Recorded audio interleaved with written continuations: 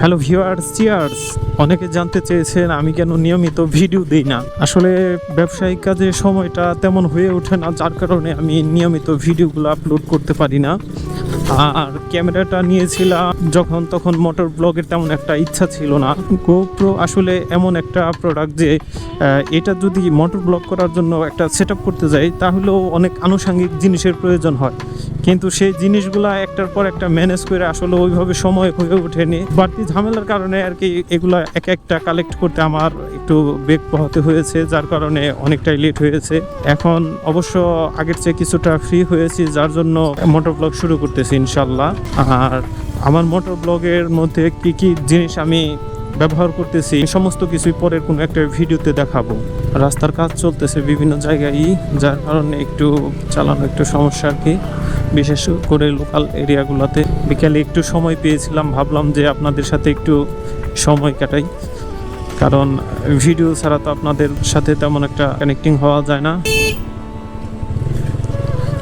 এই যে অল্পের জন্য আসলে রিক্সাওয়ালারাও কি বলবো, এখন তো আর পায়ে চালাতে হয় না, যার জন্য তারা হালকা একটু পিক আপ মুচড়াইলেই দেখা যায় যে গাড়িটা দৌড়ায়, তারা মন মতলবই কাজ করে। আর এখন আধিপত্য এখন এই রিক্সাওয়ালাদের, অটো রিক্সাওয়ালাদের। আমি প্রায় সময় ইউটিউবে দেখি যে অনেক বাইকার প্রতিনিয়ত দুর্ঘটনার শিকার হচ্ছে এই অটো রিক্সাওয়ালাদের জন্য। এরা আসলে কিভাবে যে চালায়, অনেক প্রত্যেকটা বাস স্ট্যান্ডে গ্রামের ভিতর দেখবেন যে অনেক রিক্সাওয়ালা। এই যে সামনে দিয়ে আরেক বালু নিয়ে আসা লোকটা, এগুলো আসলে আমরা যারা হাইওয়ে হোক বা বিভিন্ন রোডে যখন বাইক চালাই, তখন দেখবেন যে অনেকেই বলবে যে আমাদের আসলে বাইকাররা নাকি বেপরোয়া গতিতে চালায়। আসলে বাইকটা যে চালাবে সেরকম একটা সিচুয়েশন তো রোডের মধ্যে থাকে না। দেখা যায় যে এখন বাস, ট্রাক, তারপরে প্রাইভেট কার, এগুলো ছাড়াও তো মনে করেন রোডের অবস্থা তো খেয়াল করেন, আরও মানে এগুলো ছাড়াও তো আর কত রকমের গাড়ি, এই যে রিক্সা টিক্সা, যে এগুলাই বেশি এখন আমি মনে করি। এখন বললাম না যে অটো রিক্সার যে দৌরাত্ম, এগুলাই সবচেয়ে বেশি আর কি রোডে থাকে, যার কারণে আমরা প্রতিনিয়ত দুর্ঘটনার শিকার হই। কোনটা কোন দিকে যাবে কিছুই তো বুঝি না। একটা স্থির হয়ে রয়েছে, আর একটা এই পাশে যে কোনো একটা ব্যাগ দিক।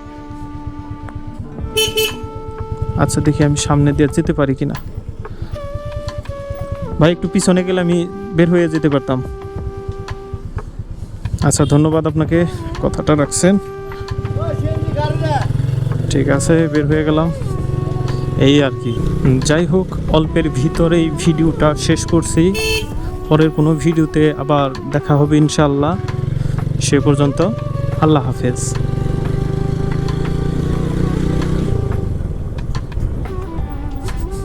লালো।